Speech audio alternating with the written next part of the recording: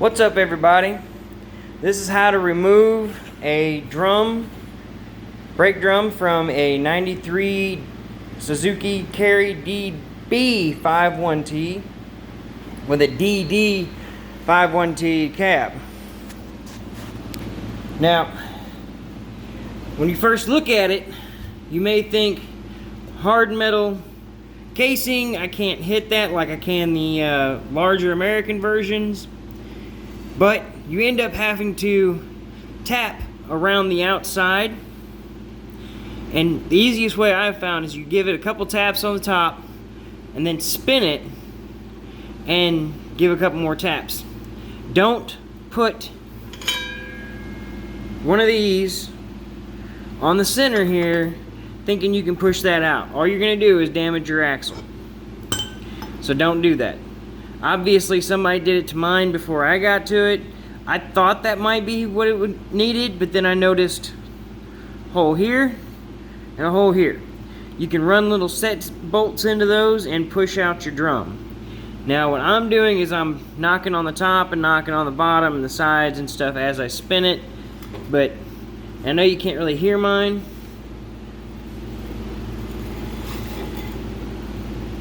But mine obviously has some brake issues on the inside of there. That's why I'm taking them off. So let's get this thing off and I'll show you the insides. Okay, so beating on it got me so far. Then I turned to a couple of flatter objects. Screwdriver, tire iron, and just stuck it in here. This little gap.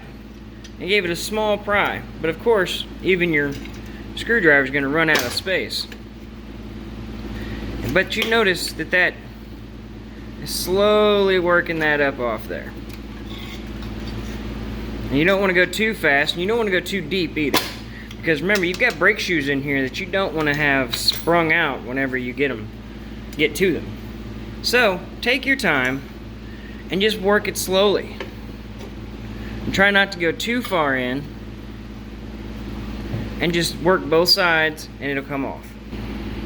Okay, time to pull it off. Let's find out what's behind there. Alright. So at first look,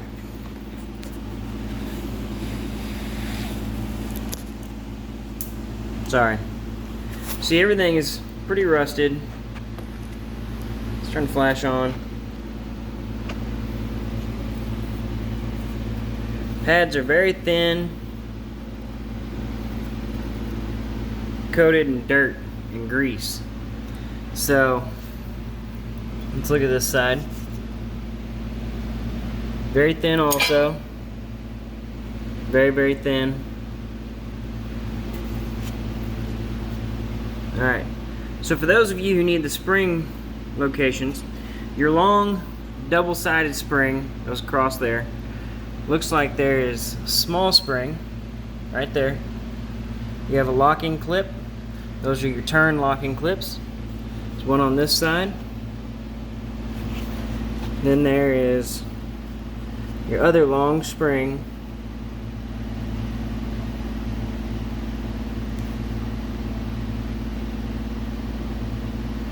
There you go.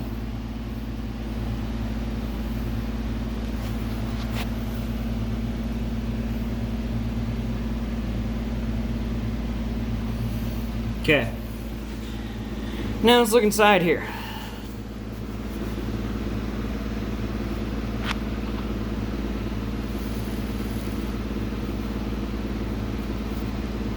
Couple deep gouges. A lot of brake pad and dirt material. I would say this rotor needs to be replaced. So, when I get the money for that, I'll replace these.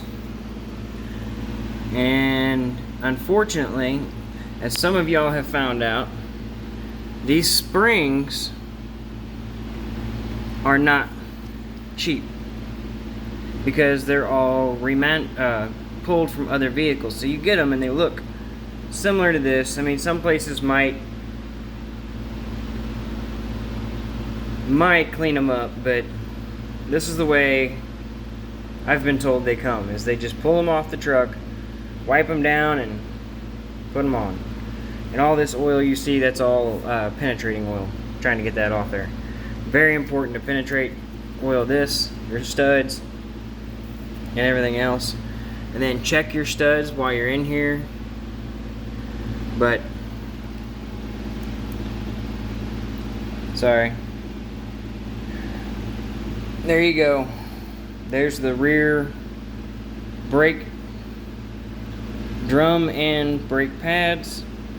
We'll do a full replacement soon. Thanks for watching, as always.